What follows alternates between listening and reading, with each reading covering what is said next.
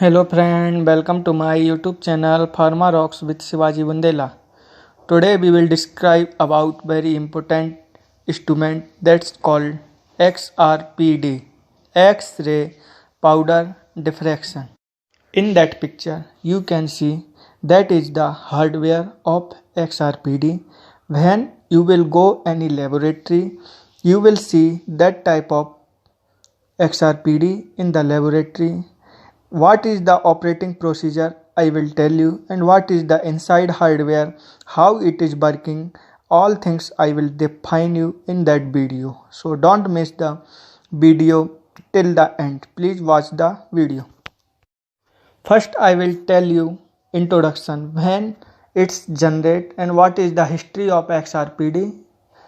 X-rays were discovered by William Röntgen, who called the X-ray because the nature at first was unknown. So X-ray are also called Röntgen rays. X-ray diffraction is crystal was discovered by Max von Louis. The wavelength range is 10 to the power minus 7 to about 10 to the power minus 15 meter.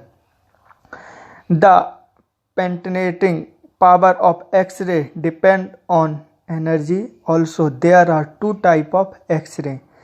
First is hard X-rays, which have high frequency and have more energy, is called hard X-ray. Second is soft X-rays, which have less penetrating and have low energy, is called soft X-ray. That is the history of X-ray. That one scientist is there that named Max van Louis. He introduced about the X-ray and what is the use of XRPD. They introduced and they divided that XRPD into two waves, hard X-ray and soft X-ray. Next is what is the X-ray. X-ray are short wavelength electromagnetic radiation produced by the deceleration of high energy electrons or by electronic transition of electrons in the inner orbital of atoms. X-ray region 0.1 to 0.100 angstrom. Analytical purpose 0.7 to 2 angstrom. That is the region of X-rays. What is the principle of X-ray diffraction? X-ray diffraction is based on constructive interference of monochromatic X-ray and a crystalline sample. These X-rays are generated by a cathode ray tube filtered to produce monochromatic radiation, collimated to concentrate and directed towards the sample.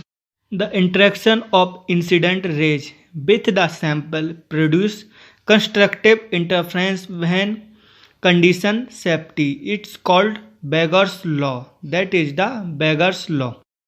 Beggars is a great scientist. They given one equation about that XRPD. When you will see the hardware, I will define you how they given that equation. Now I will tell you the formula of that equation. The path diffraction between ray 1 and ray 2 is equal to 2d sin theta. For constructive interference n lambda is equal to 2d sin theta. Next, that constructive interference of the reflected beams emerging from two different planes will take place if the path length of two rays is equal to whole number of wavelength. For constructive interference n lambda is equal to 2d sin theta. This is called Beggar's law. The scientists of Beggars have given that law and that equation also. That XRPD is working on that Beggar's law.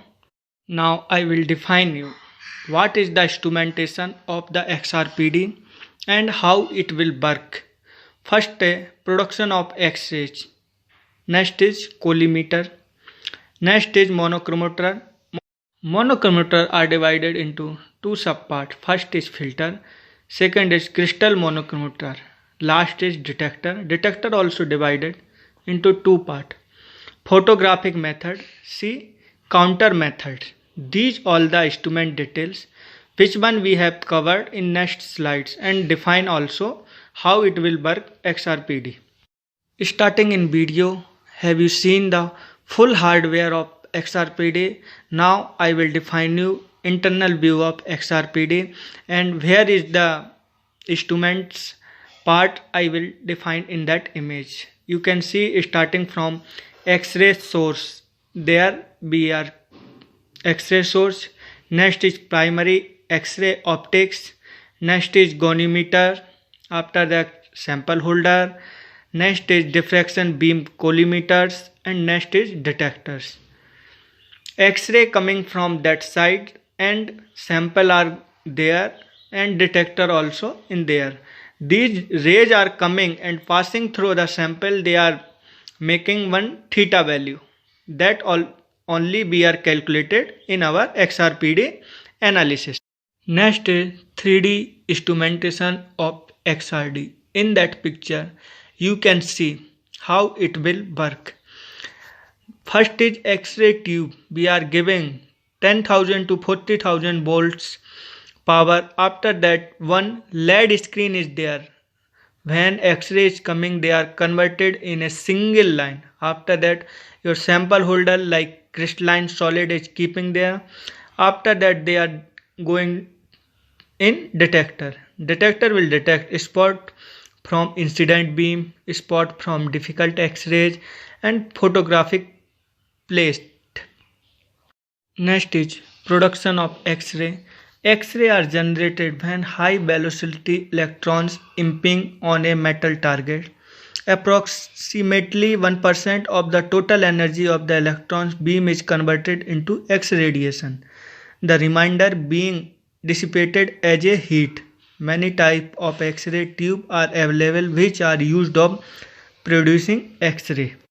After production of X-ray, next parameter is Coolidge tube. What is the Coolidge tube? In that picture you can see that is the Coolidge tube. A positive voltage in a form of anode having a target. B. Battery to emit thermonic electrons. C. Cathode. Filament of tungsten metal. The electrons are accelerated towards the target. On striking the target, the electron transfer the energy to its metallic surface which gives off X-ray radiation. It's called Coolidge tube. Next is a collimator. What is the collimator? In order to get a narrow beam of X-ray, the X-ray generated by the target material are allowed to pass through a collimator which consists of two sets of closely packed metal plates separated by a small gap. The collimator absorbs all the X-ray except the narrow beam that passes between the gap. In that picture you can see what is the collimator. Collimator is a barrier of X-rays, but in that two plates one gap is there which rays are going through in that gap, that only we can pass with sample. Remaining all have not passage, all are stop there only, so we can call also barrier. Next point is coming in that XRPD, that is types of monochromatometers. What is the monochromatometers? In order to do monochromatization, two methods are available. First is filter. Second is crystal monochromator. Crystal monochromators also subdivided: flat crystal monochromator, curved crystal monochromator. Its material we are using for that monochromators NaCl quartz.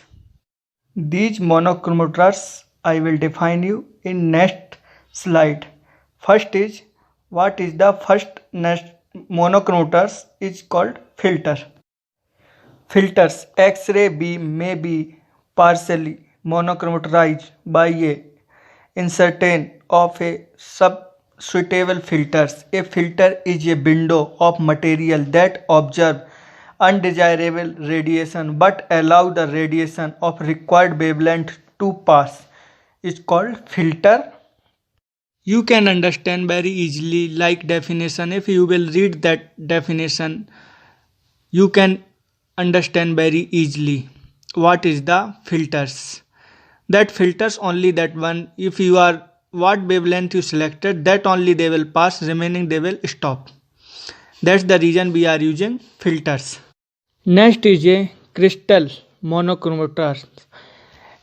In that picture you can see very easily two pictures are there. First is A, that is a flat crystal monochromators. Next is B, it is a curved crystal monochromators. I will define you first crystal monochromator.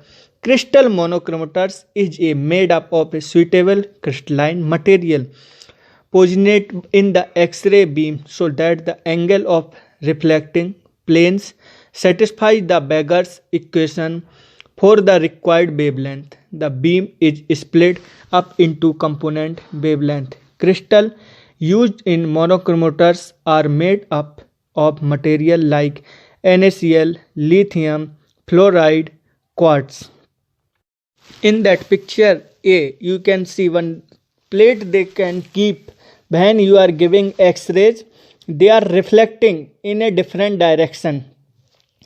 It's going a flat crystal monochromators, that is called flat crystal. Next picture you can see curved crystal. When you are giving X-rays for that crystal plate, it will bend and it's going in like curve shape, that is called curved crystal monochromator. What is the work of monochromators? You can understand in that pictures which X-ray is coming, they are giving a new direction of that X-ray. That is the work only on monochromators. Next is very important part of XRPD is called detector. The X-ray intensity can be measured and recorded either by first photographic method. Next is counter method. Counter method also divided into 5 different methods is Ziegler multi-tube counter, proportional counter, initial selection detector, solid state semiconductor detector. Both these type of methods depend upon ability of X-ray to ionize matter and differ only in the subsequent fate of electrons produced by the ionizing process. First I will define you first method, photographic method, to record the position and intensity of X-ray beam. A plain or cylindrical film is used. The film after exposing to X-ray is developed.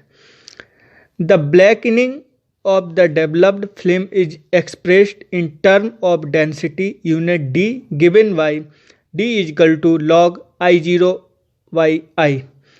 I0 incident intensity, I transmitted intensities, D total energy that cause blackening of the film. D is measured by the densitometer. That is the equation is given by photographic method. The photographic method is mainly used in diffraction study since it reveals the increased diffraction pattern on a single film. Disadvantage of that photographic method, time consuming and huge exposure of several hours. Next is a counter method. Counter method first A, Ziegler Muller tube counter. Ziegler tube is filled with inert gas like organ. Central wire anode is maintained at a positive potential of 800 to 2500 volt. When we are giving X-ray, in that picture you can see collision with filling gas and production of ion pair. After that it's going electron central anode, positive ion moves to outer electrodes. The electron is accelerated by the potential gradient and cause the isolation of large number of argon atoms, resulting in the production of avalanche of electrons that are traveling toward central anode. That is the first method is called Ziegler multi-tube counter. Next is a B proportional counter.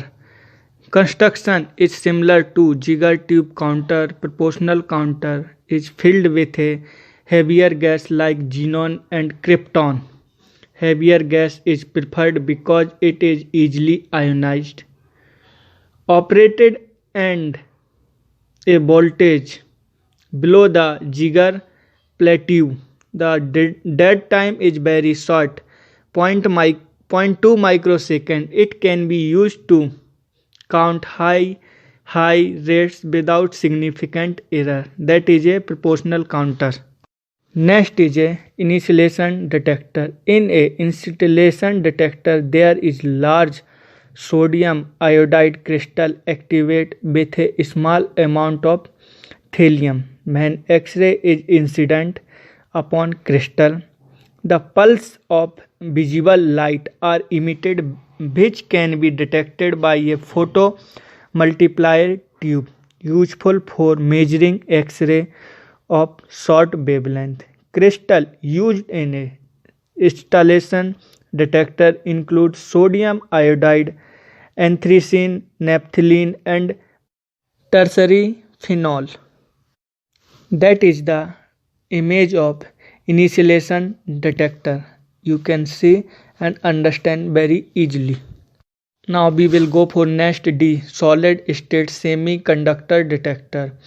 In this type of detector, the electron produced by X-ray beam are promoted into conduction band and the current which flows is directly proportional to incident X-ray energy.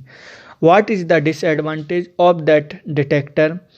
Semiconductor device should be maintained at low temperature to minimize noise and prevent deceleration. That's the reason we are not that much using, because some disadvantage also in that detector. Next and last detector, semiconductor detector. This one you can see in that image. When X-ray falls on silicon, lithium drifted detector on electrons and a whole pure silicon made up with the thin film of lithium metal plated onto one end. Under the influence of voltage, electrons moves towards positive charge and holes towards negative. Voltage generated is measure of the X-ray intensity falling on crystal. Upon arriving at lithium, pulse is generated. Voltage of pulse Q by C. Q TOT charge collected on electron. C detector capacity. Next is some X-ray diffraction methods that we are generally using when we are doing analysis. These are generally used for investigating the internal structure and crystal structure of various solid compounds. These are first Lewis photographic method, next is transmission method, next back reflection method, second Beggar's X-ray spectrometer method, third is rotating crystal method, fourth is powder method. These are the method which are using in XRPD. First X-ray diffraction method, Lewis rotating crystal powder. First is Lewis. Orientation single crystal polychromatic beam fixed angle is called Lewis. Rotating crystal lattice constant single crystal monochromatic beam variable angle. Next is powder lattice parameters polycrystals powders monochromatic beam variable angle. Next is transmission Lewis method. In the transmission Lewis method, the film is placed behind the crystal to record beam which are transmitted through the crystal. One side of the cone of Lewis reflection is defined by the transmitted beam. The film interacts the cone with the diffraction spot generally lying on the ellipse. can be used to orient crystal for solid state experiment. Most suitable for the investigation of preferred orientation sheet, particularly conform to lower diffraction angle, also used in determine of symmetry of single crystals. Now next is a back reflection method. In the back reflection method, the film is placed between the X-ray source and the crystal. The beam which are diffracted in a backward direction are recorded. One side of the cone of Louis reflection is defined by the transmitted beam. The film intersects the cone with the diffraction spots generally lying on a hyperbola. This method is similar to a transmission method. However, black reflection is the only method for the study of large and thick specimen. Disadvantage: brick crystal are required for the analysis.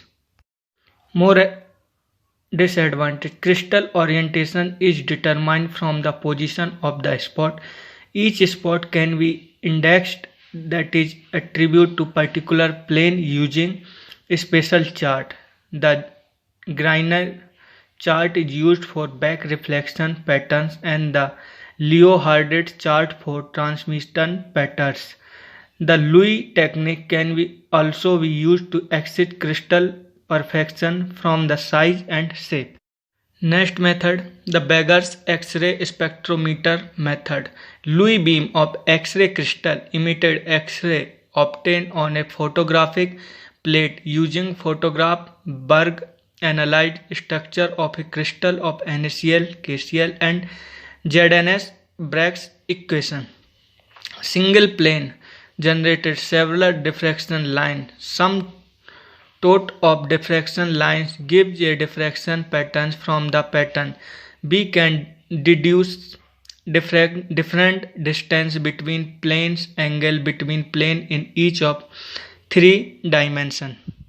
Now we will go for next method, the Beggar's X-ray spectrometer. In that image you can see that is the method of Beggar's. We have divided in different parts. A. Anticathode. B. Adjustable slide. C. Crystal. E. Ionization chamber. One plate of ionization chamber is connected to the positive terminal of HT battery, while negative terminal is connected to quadrant. Electrometers measure the strength of ionization current.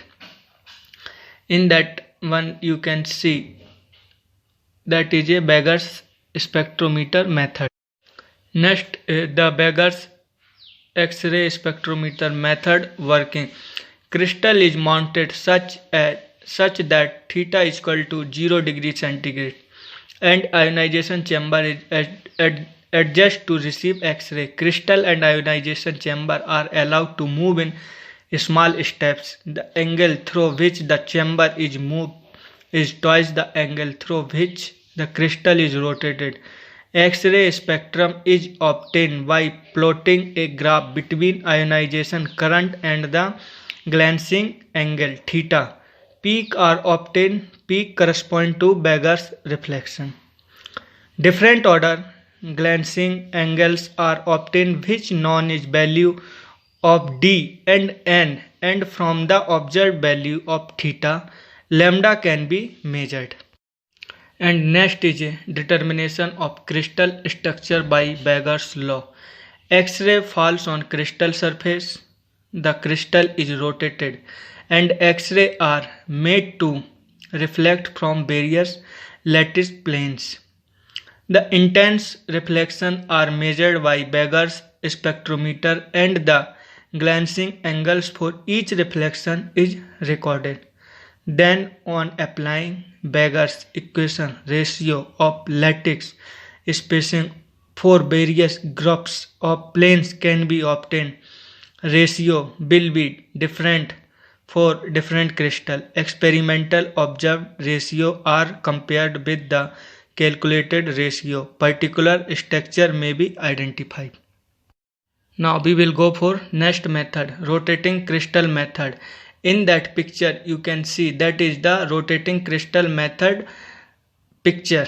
Photographs can be taken by complete rotation method. This method is series of complete revolution occurs. Each set of a plane in a crystal difficult 4 times during rotation. Four diffracted beams are distributed into a rectangular pattern in the central point of photograph.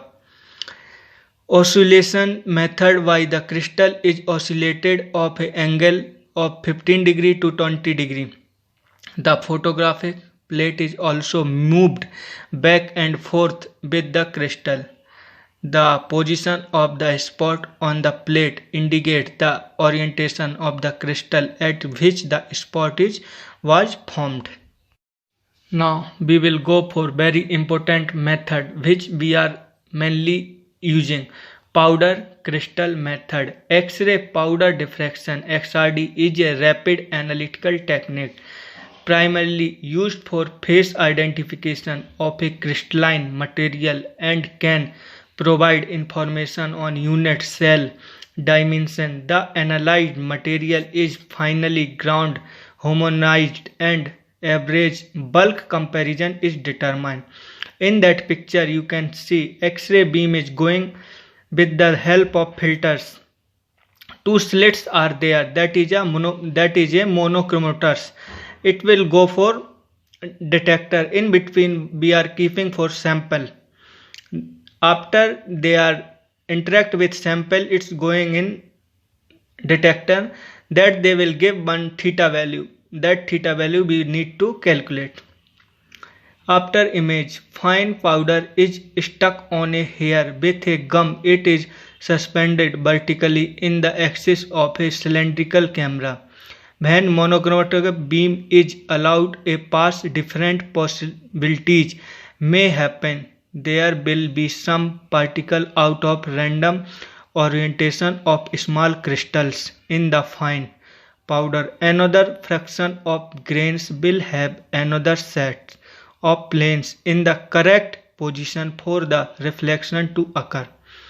Reflections are possible in different order for each set. That is the method of which one we are always using. We are called powder crystal method.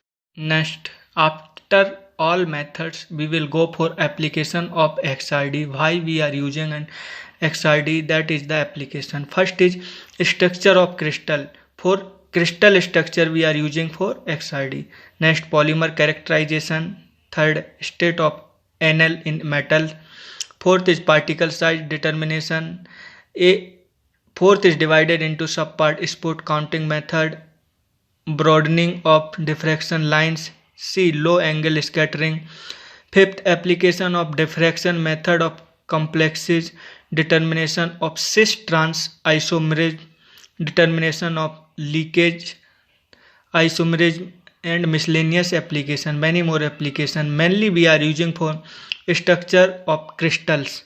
That is the main application of XRD. Next is the external view of XRD. When you will go any laboratory, any university, anywhere, you can see the Bruker's D1 Advanced XRPD external view like this only. In that one, before that I told you internal view also. What is the internal view? And this is the internal view. In that one, some X-rays there, sample holder and detector. These all the three components are very useful and very important. So with the help of these all three components we are calculating theta value and tell the structure of any unknown known product or powder which we are calculating in the XRPD. That is the summary of XRD. Why we are using and what is the application and what is the method. All things are we have covered in that video. If you like this video, please subscribe the channel and press the bell icon. Thank you.